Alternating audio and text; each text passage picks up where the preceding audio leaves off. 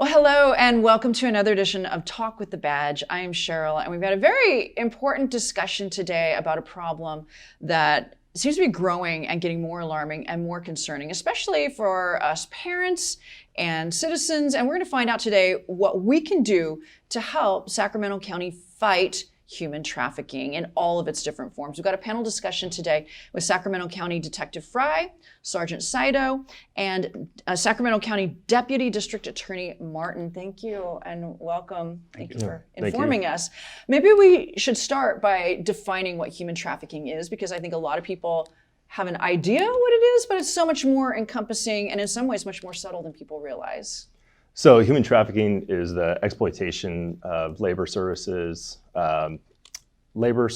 and commercial sex work. It's usually done by force, fear, false promises, coercion, duress, so on and so forth, where exploiters will seek out their victims, whether they're vulnerable or not, whether they're promising, hey, I can get you a job, I can get you a house, get you cars, and then once they come over, whether they're international or if they're here domestically, and then they start becoming exploited, and then they're trapped in that lifestyle as the exploiter continues to use force, fear, coercion, duress to continue to exploit them. Yeah, and I think it's important to point that out, because it's not like you see in the movies, although that can be one form it takes, but it can be much more subtle. Someone can pretend to be your boyfriend. If you've led a troubled life at home and maybe you're a runaway, or maybe you're trying to break away free from an abusive home life. I mean, there's so many different subtleties to it, but these traffickers can look like a very normal person next door. They could. Yeah. So this is a huge industry. Obviously, it wouldn't be growing and it wouldn't be so concerning if there weren't so much money behind it, which fuels it. How big of an industry are we talking about? So it was a study that was done just a few years ago, and they estimated that in human trafficking, including labor trafficking and commercial sex trafficking, it's about a $150 billion a year industry. Wow. That is a lot of money. What are some of the signs of someone that's being trafficked? I'll go ahead and jump in with that. As far as signs of somebody being trafficked, it can be very difficult to see. I think a lot of people have an idea that it's going to look something like the movie Taken or something else off of TV, and it's really a lot more hidden than that. So what you would typically see is somebody that looks like potentially a domestic violence victim, but it's so much more complicated. So you are going to see somebody who is submissive, who is very withdrawn, has a difficult time with relationships with others, and typically they're going to come from a rather troubled background. Not always, there's always exceptions, but the vast majority that we've worked with over the years have come from a very troubled background and have quite a few vulnerabilities on top of vulnerabilities, which is what led them into trafficking in the first place, unfortunately. Is there an average age of someone that is trafficked? The average or common age of entry for girls is in the 12 to 14-year-old range, and for boys, it's around 11 to 13. And that's for sex trafficking. And that's typically for sex trafficking, yes. Yeah. Labor is like kind of a different animal altogether in terms of vulnerabilities and methods of entry and so on.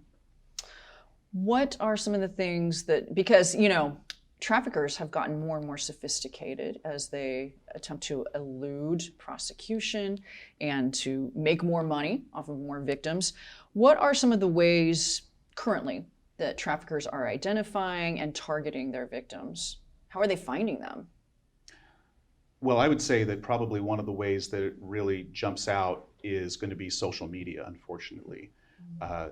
I know from cases that I worked and cases that Detective Fry worked as well, you're going to see a lot of victims on social media who are unfortunately giving the traffickers a lot of clues.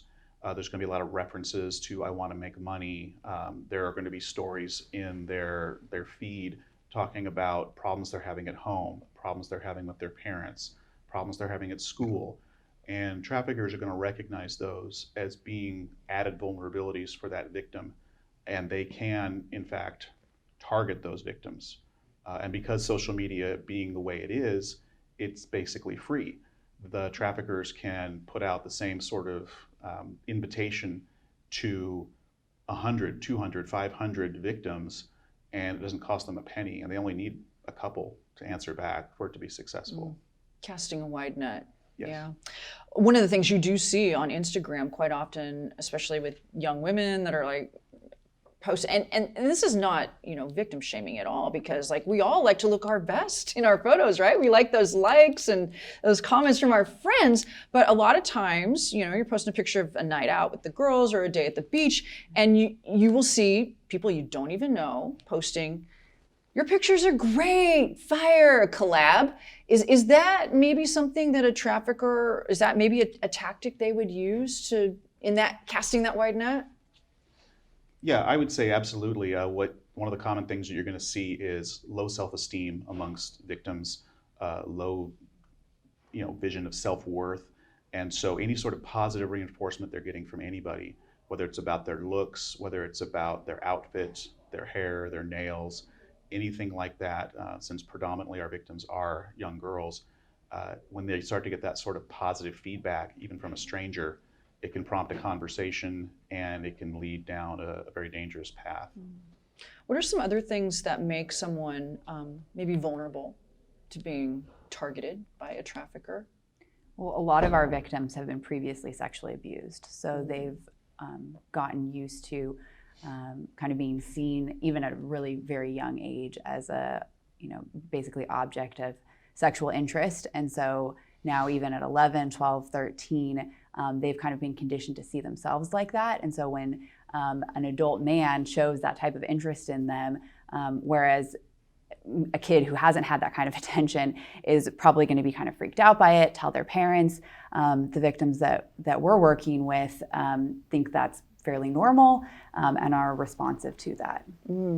Is it a case of where if someone has been abused from a very young age and sees that as normal, they might see the absence of that kind of attention as weird and do things to attract that type of attention? Yeah, absolutely. That trauma has kind of conditioned them to seek out situations that are risky and dangerous.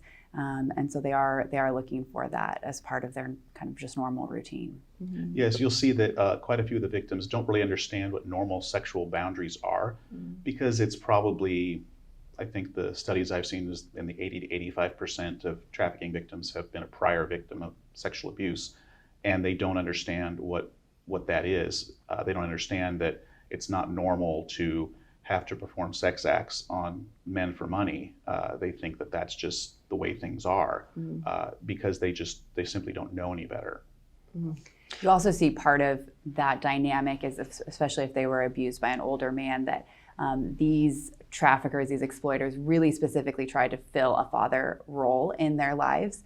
And in kind of the subculture of exploitation of young girls, the exploiters often require their victim to call them daddy, or some variation of that. And so it's this really shockingly explicit way that they are drawing on that dynamic of that girl having a absent or abusive father figure.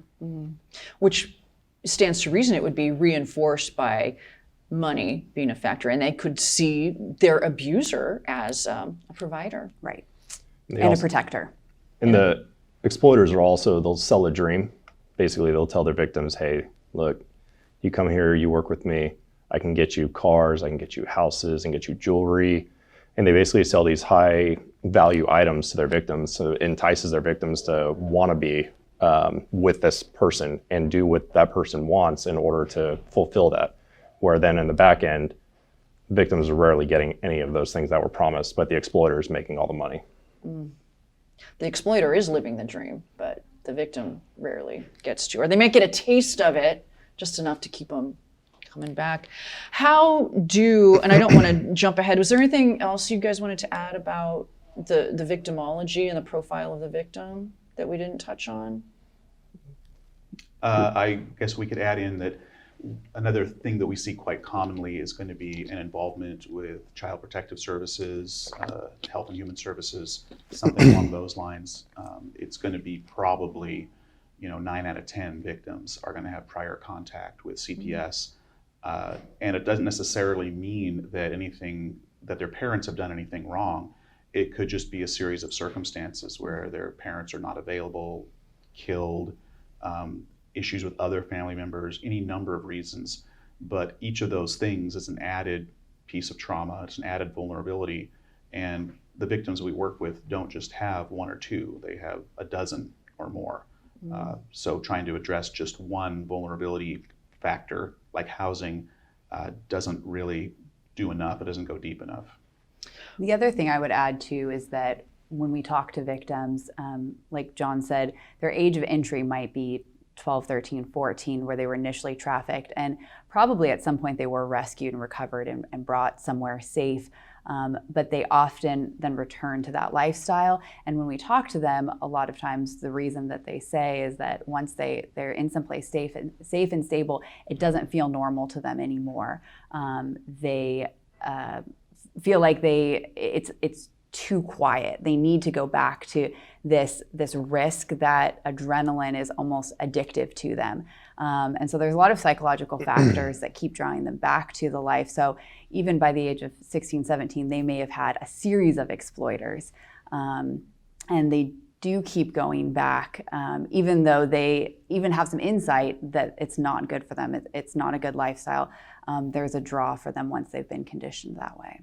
We've also seen, and not in all cases, because every case is different, but a lot of the juveniles have history of being a missing person or runaways. It's pretty common to see that. I said it's not every case, but if they have history of being a runaway or a missing juvenile, there's at times what they're doing is they're running away from their family so they can go be with what they believe is their boyfriend, when their boyfriend's really their exploiter. Yeah. What role does substance abuse play? I think there's kind of a misconception that it's a significant reason that women maybe or girls participate in prostitution. Certainly we have victims who are using illegal substances or abusing things like drugs or like alcohol and marijuana, but I tend to see it not as the driving factor as much as the psychological manipulation at play. Occasionally you will get the addict who is participating in this lifestyle because they just need money for their addiction. But I think from what I see, that tends to be rare. I don't know if... Yeah, I would agree with that. There are the group of trafficking victims that are certainly addicts, and it was their addiction that drove them into that level of desperation where they're willing to sell themselves so they can feed that beast. However, it is by far going to be the psychological manipulation and control. There will be some drugs mixed in there, and in some cases we've had traffickers that have specifically given their victims opioids, knowing that opioids are very difficult to kick and they're very habit forming, and then will hold that over their head and only give them enough to not feel sick at a time. So we do see that, and it is a controlling factor, and it's even written in the law in California that is recognized as a controlling factor.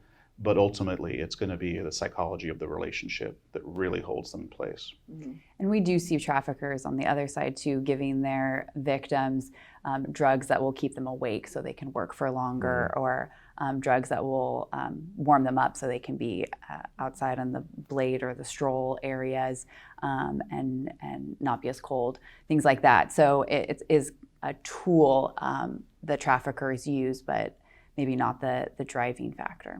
Well, it sounds like the real drug is trying to appease or get the approval of the abuser. Yeah, that's true. Is there a profile of your typical trafficker, or is that also across the board and hard to stereotype? I think it kind of depends, because anybody can be involved in sex trafficking, even as an exploiter. But I haven't seen a specific type where you can't just walk down the street and you're like, yep, that's an exploiter.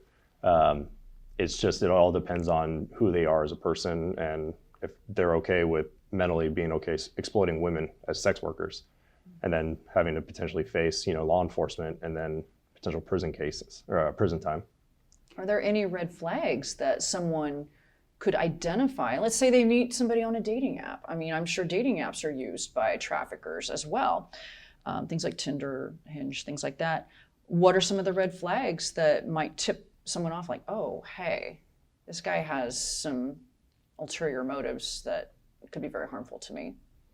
I would say anytime you're getting conversation that's going beyond what would be a normal date or just normal flirting or something like that, there's going to be conversation about we can build a dream together, for example.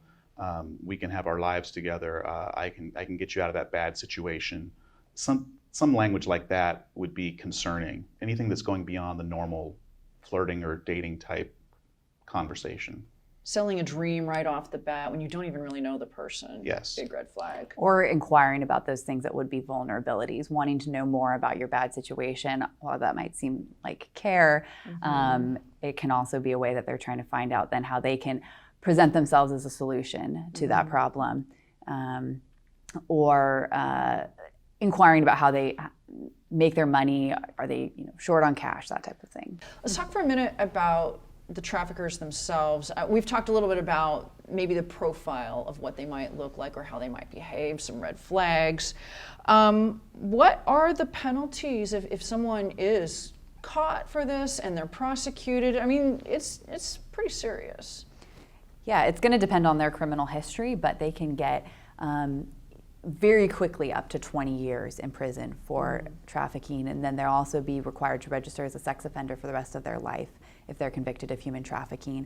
And again, depending on their criminal history, maybe what other assaults or injuries were inflicted, or whether there was other sex crimes that were committed against this victim by the trafficker, which there often is, these can become very lengthy prison sentences. We had somebody who went to trial a few years ago and was convicted and got, I think, 92 years to life for trafficking a minor. So I'm really proud to work in California. We have some of the toughest penalties for human trafficking, and I think our criminal statutes are really designed to see those who take money from sex workers in an exploitative way, to see that as a crime, and to give us a lot of tools as prosecutors to take enforcement measures against it. I would throw in, as far as the traffickers themselves, the question comes up, how do traffickers become traffickers in the first place? From the outside, it looks so shocking and disturbing, that kind of a world. One of the things that we have to remember is that a lot of the traffickers are growing up in the same type of environment that the victims are as well. A lot of the same factors that we would see leading boys towards gang behavior, that same environment is leading girls towards prostitution behavior. Part of it is also multi-generational. They will often have uncles, cousins, their father, whoever, that has been involved in that. People in the neighborhood have been involved in that. So it doesn't seem that strange. Now, it's not to say that anybody who grows up in a rough neighborhood is all of a sudden going to be likely a trafficker. There are some other things thrown in there on top, and without giving any sort of a psychological diagnosis, we're going to see a lot of antisocial behavior going on with a lot of these folks, a lot of narcissism, a lot of basically lack of concern and empathy for others, because you can't do what these guys do if you have empathy towards people. You just can't. And so those are some of the things that we're going to see.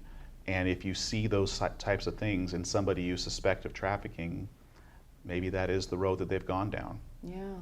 And once again, a lot of times the victims see the trafficker as their boyfriend, but there are red flags that would indicate that no, this is not the case. And one of those would be exploiting it, maybe encouraging them to do this work for their life, for their future, so we can go on a fancy vacation. Would that be some of the things that would be a tip-off to the victim that this is not your boyfriend, this is your abuser?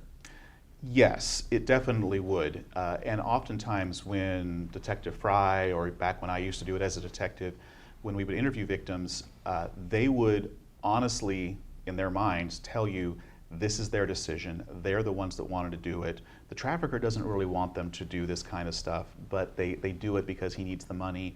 And if anything goes wrong, it's their own fault. And they're conditioned to think that way. So they just, in a way, don't know any better. And it's a challenge at times to slowly point that out to victims without coming out and saying, look how dumb you were, how could you fall for this? Because nobody wants to look like a fool. And it's just a realization that they're going to have to come to over time, which is why it's so important to have the community-based partners, so you don't have law enforcement trying to provide those sorts of long-term services. That is better suited to another group altogether. Absolutely. There's various types of traffickers too, though. There's some called like a Romeo exploiter, where it's like that boyfriend-girlfriend lifestyle, and it works its way up into a violent commercial sex exploiter, where the women or even men are being physically beaten, emotionally traumatized, and they're just beaten down, whether physically or emotionally, to the point where they don't know any better. And if they want to try and get out of that lifestyle, then their exploiter continues the trauma towards them, and they know that if they were to leave, they're just going to get hurt worse. This lifestyle, exploiters we've kind of just crunched numbers, and we talked about, as a sex worker, if she was to work 7 days a week at $500 a day, which is a pretty low number, many victims are making upwards of $1,000, if not more a night. So in 24 hours, they're making $1,000.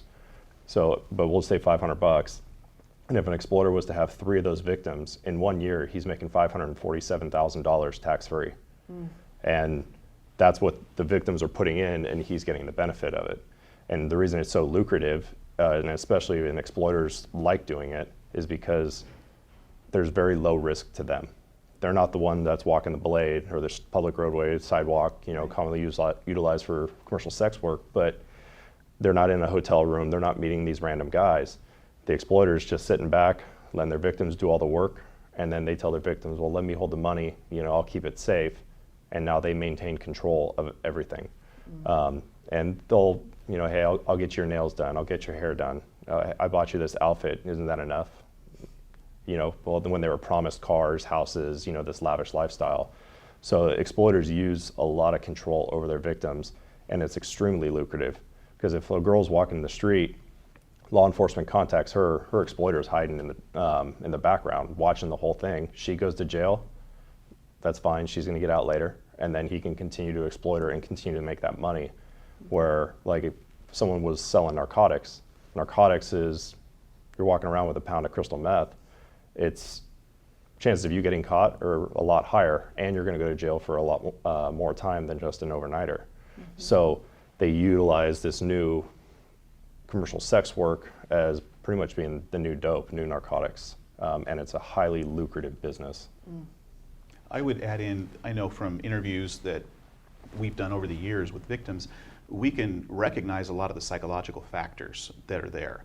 But if we were to ultimately ask the victim, and they were being honest with us, why do you keep doing this? They don't really see a way out. They just don't. Even though we might, from the outside, see, like, look, you can go back to school. There's other things you can do with yourself. I think, and Detective Fry can jump in, but I would say that the primary thing, if you were to ask a victim in the middle of an interview, like, why do you keep doing this? It would be they just honestly do not see a way out of it. Right. Well, and they're also trapped in that cycle of trying to please their trafficker and get that approval and working towards that dream. That's never going to happen. One thing I would just add too is that, we've talked a lot about this lifestyle that involves prostitution, and it's not just that we're looking saying, okay, sex work is bad, we want to eliminate that. This really is a very high risk lifestyle for these women. They're regularly raped and sexually assaulted by sex buyers.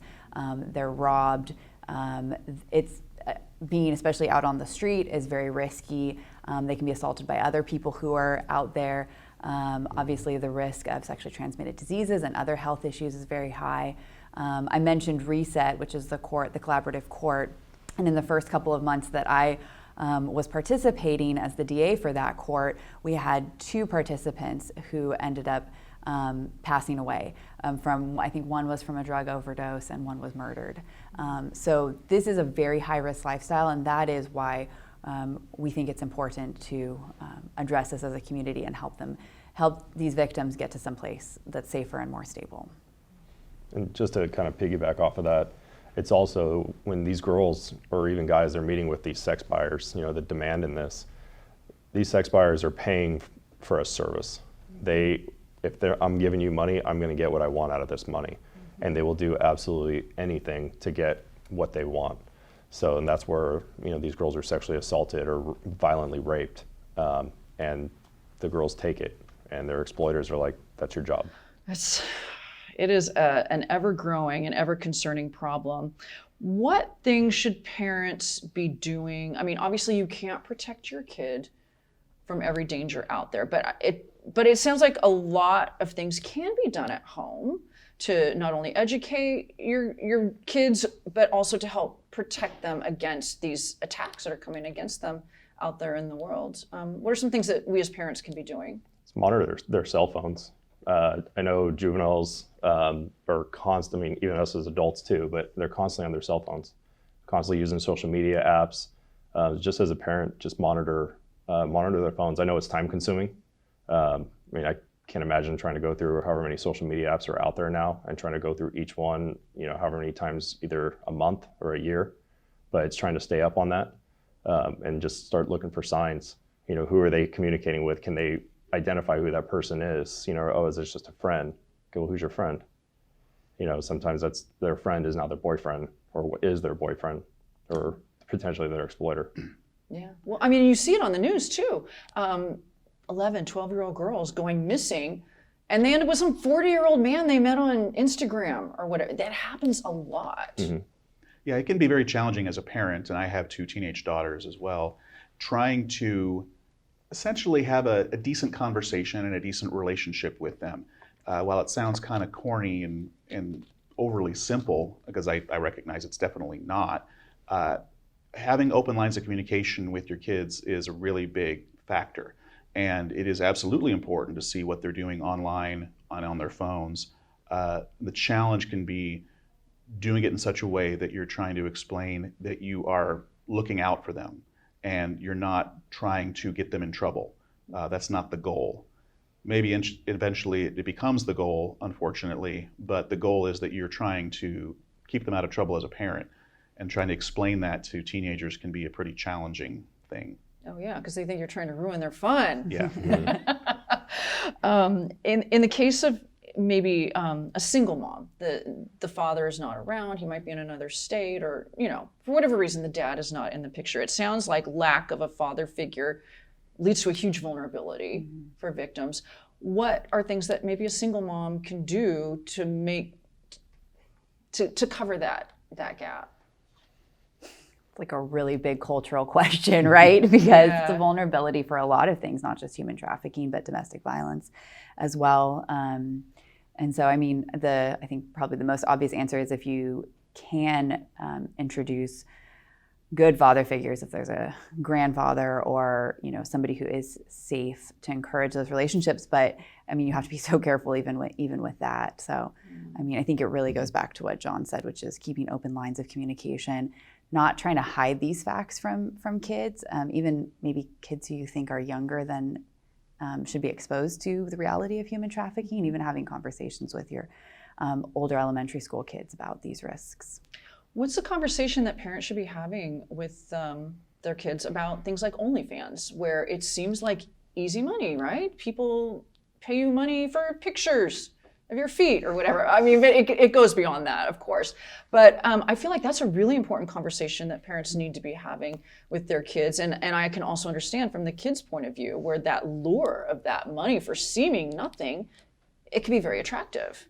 Yeah, it's really objectifying the person that's, I guess, on the receiving end of the money. They're unfortunately learning life's lesson that pictures of them, their body, whatever it is they're doing, that those things have value, and that is how they are valued. And while it sounds sort of esoteric and abstract, when we talk about it here, we can see the real life, ramifications of that as we go forward. OnlyFans and any sort of things like that, any sort of modeling, stripping, we would have those two.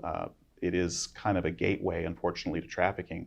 It is this constant reconditioning of that person's brain that this is their value, this is their only value. And depending on what phase they are in with a trafficker, who's at one point showing affection and then also at the same time reminding them, yeah, this is your only value. This is the only value that you have, is selling your body. And since they've been doing it for a while, it doesn't seem, well, it would seem shocking to us if someone were to just come out of the blue and start talking to us that way. For someone who's already been involved in something like that, it just seems kind of normal. Yeah. Well, and unfortunately, it's a trap, because once you start seeing yourself as a commodity, selling yourself as a commodity, you're going to attract people that see you as a commodity, Yeah. and that's all. And that love and affection, that like real acceptance, it's going to be elusive as long as you keep treating yourself like a commodity and allowing other people to. And you said, are traffickers on dating websites? Absolutely. And they're also on OnlyFans and Snapchat Premium, and using those as a forum for recruiting as well. So pervasive. So what is Sacramento County doing to combat human trafficking? So with our agency, there's 3 detectives that are assigned to human trafficking. We have other duties as well, but human trafficking is a portion of it.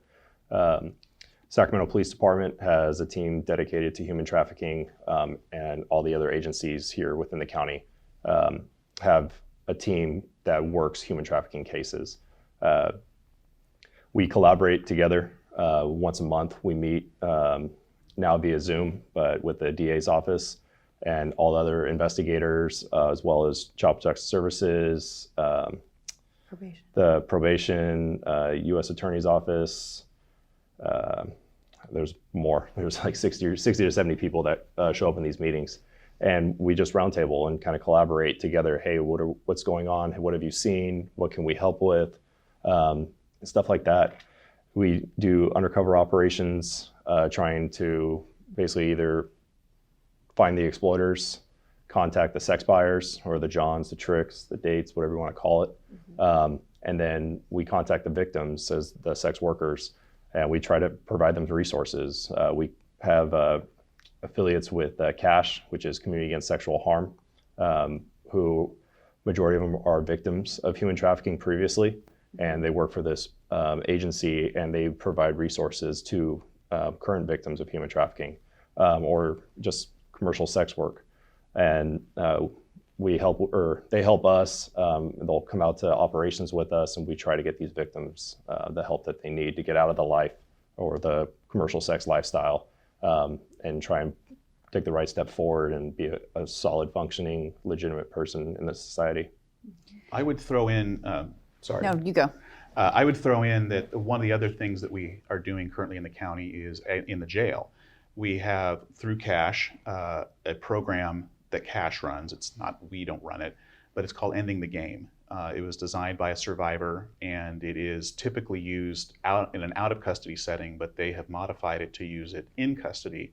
And you have a lot of the women that are in custody and remain in custody have a lot of vulnerabilities. They've got a lot of marks against them for one reason or another, whether it's drug use, theft, anything you can think of, abusive relationships. And so many of them, if they haven't been victims of trafficking, they've certainly been approached about it throughout their lives. And so by moving a program like that into the jail setting and allowing that sort of thing to run, it can have a very positive effect. It gives a lot of the women, the potential victims and victims, ideas of what you can do when you get out of jail, because a lot of them unfortunately just don't know. They're going to walk out the front doors, not have any idea what their next step is, and that makes them so much more vulnerable for approach by a trafficker. Right. They don't realize that their better life is in their own hands and not in this dream that someone sells them. Yeah, so CASH, when we say resources, they're talking about vocational resources, vocational training. If there is substance abuse issues at play, then resources regarding that, housing resources. A lot of these young women are mothers, and so resources to help them be good moms. And so we're really trying to connect them with wraparound services so that when all of those things start to become addressed, they don't end up falling prey to these vulnerabilities again. And in addition to the program in the jails, we have a program in court called Reset. It's a collaborative court. So like Billy said, our main purpose out there is not necessarily enforcement against prostitution, but if there is an arrest and a filing of a case for prostitution against a sex worker, then they'll have the opportunity to, instead of getting a conviction on their record, they have an opportunity to participate in reset. So that involves taking a 25-hour class with Cash, and then Cash will also try to address any other needs that they have. They'll have to abide by some conditions like not posting on escort websites and things like that. And if they're successful, then their case gets dismissed. So we're also trying to focus more on that collaborative, rehabilitative approach rather than on criminal convictions for prostitution. Yeah, well, I mean, I'm sure that's a fear if you are a sex worker, is that you're going to go to jail and locked away forever. But that's encouraging that you're actually addressing the root causes and helping to heal that from the inside out. What's being done on the, so that's, on the supply side, what's being done on the demand side of this equation and this problem? So that just goes to law enforcement, contacting and doing operations. But it also stems to the community too. I used to work for our contract city, Rancho Cordova Police Department, and I did a presentation at our local hotels where the hotel managers came to one specific hotel. We social distanced, and we talked about signs of human trafficking and what hotels can look for. Something to keep eyes on. Camera systems are fantastic. Little things like that in the community. The hotel staff, they liked it. Within that next week, my phone was blowing up. Saying, hey, I think I got a sex trafficking thing going on here. Wow. So we would go and we'd check it out. If it was something, cool. If it wasn't, it wasn't. But it's just the more knowledge is power, right? So the more understanding that the community has, and then working with us as law enforcement, we can work together to try and stop the demand. In addition, on the demand side, the DA's office has put together for the past 5 or 6 years Operation Hotspots. It's an operation with agencies all over the county. In usually a month or two out of the year, we'll try to set up a series of operations that are targeted at undercover contacts with sex buyers and then citing those sex buyers and filing criminal cases against them. Because when we talked to community groups, some of the feedback we got when we were initially working on this issue was that these young women and girls, they get in trouble for prostitution, but they don't see anything happening to sex buyers. And so we're really actively trying to change that. And it is a huge issue. There's a statistic that something like 1 out of every 20 men has bought sex in the last year, which is actually, I think, a lot. And so that's why you end up with these significant numbers of human trafficking being $150 billion a year industry, because the demand is very significant. What are the penalties for this? So the penalties are, it's a misdemeanor, so you get a misdemeanor conviction. You can be on probation. There may be a few days in jail, or these days it's probably more likely you'll be doing community service or something like that. So it's not the most significant crime, but it is a crime, and then there can be collateral consequences as well for having a criminal conviction on your record. So the more time someone is prosecuted for it, it builds? Yes, we would probably give them more time as part of a deal if they wanted to resolve their case, or the court would give them more time. And then there is, it is a prior, so it shows on their record that they have that prior criminal conviction as well. And they can have some societal consequences too, whether it's their employer, a lot of times their significant other or kids. It's going to be difficult to truly keep it a secret forever. So once their significant other, their children, their employer find out about what had happened, they can explain it as best they can. But at the end, it's going to be a matter of how people accept or don't accept that kind of activity. That's why, to a large degree, criminal enforcement is helpful for sure. But there needs to be some changes in just simply the way men primarily think and what's acceptable and what's not. Absolutely. It's been this problem has been a long time coming, a long time building over many decades, even just in the thinking and how women are objectified. But, now it's spread, of course, to boys as well. and it's not going to be solved overnight, but what are some of the things that we as the community can do to help support your efforts, and then maybe start turning the tide of how people view each other and stop the commoditization of human beings? Well, the big engine that really drives this whole ugly machine is unfortunately going to be on the demand side. If there was no demand, then there would be no supply. And while that sounds really simple, it's a little harder than that. So if there were no men rolling around looking to pay a woman to have sex, which is what usually it is, if those men decided that they'd rather do something else, all of a sudden your supply, your victims, would have to go some other way. But it doesn't work like that, unfortunately. The men, primarily the customers that are driving this whole thing, that's where the money is coming from. And the money is ultimately going to the trafficker, who is just selling a product. So recognizing that, and recognizing the shame that the victims deal with, and that is what really keeps them in place. That low self-esteem, shame about what's going on in their background, shame what they're doing right now, those sorts of things, it's easier said than done, but trying to have a community, a family, a neighborhood that is trying to assist them rather than put them down can be huge. And it's without those sorts of basic human connections, it's going to be really difficult to get out and stay out. Yeah. I always tell people probably the biggest thing you can do to help combat human trafficking is supporting the youth who are most vulnerable to it. And so you're probably not going to be out there participating in operations, things like that, but whatever you can do. So maybe that's volunteering with some kind of agency that helps foster youth, something like that. Maybe your kids are in school and they know of a kid who needs some extra support. Being that family that comes alongside them can really make a difference for kids. And those are the youth that we end up seeing. And so that intervention by the community, I think, is something that can make a difference before they end up with us. And younger than you'd think. I think a lot of programs for at-risk youth might, initially, probably in the good old days, they started targeting high school youth, and they realized, we need to probably go to junior high. And unfortunately, you probably need to even go down 4th, 5th, 6th grade, because they are exposed to that in their environment, and it becomes normalized. And by the time you're hitting 13, 14 years old, it's quite a challenge to change the way that they think and the way that they recognize themselves. Yeah, absolutely.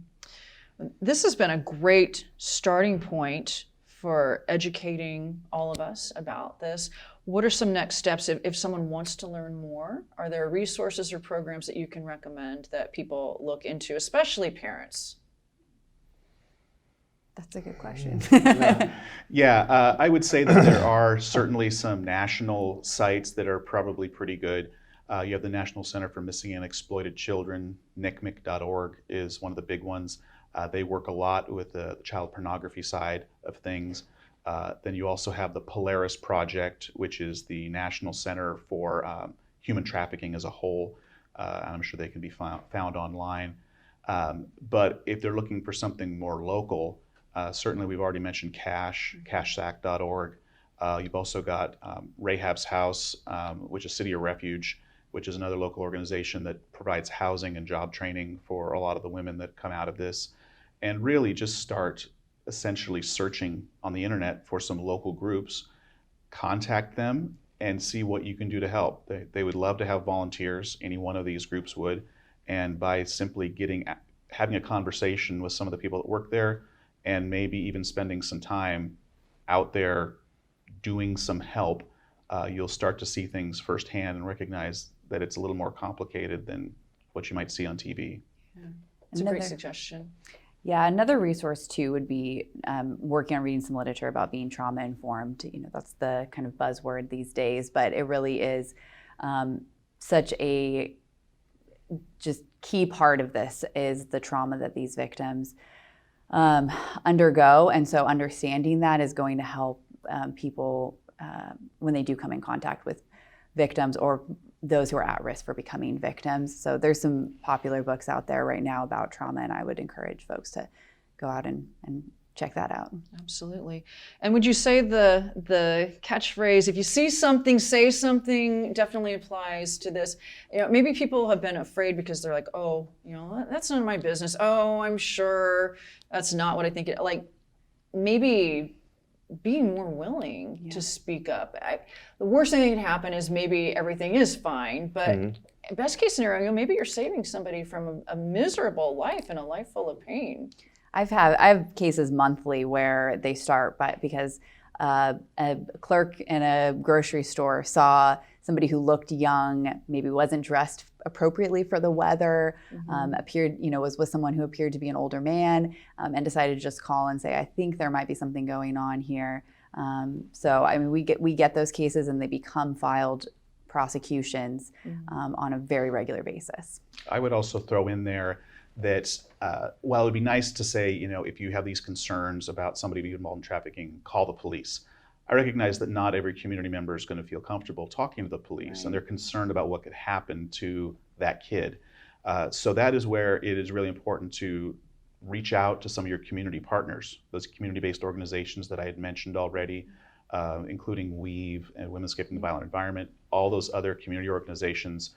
They're not going to automatically pick up the phone and call the police or the sheriff's department, but they can provide a lot of resources. And at some point, it may come to the point where they want to actually contact law enforcement.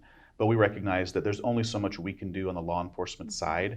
We have a lot of criminal type remedies that we can go after, but in reality, this victim is going to need long-term support and assistance, and we'd be reaching out to those community partners as well at some point. So if people don't feel comfortable calling the cops, they can definitely call a lot of our community partners and get help that way.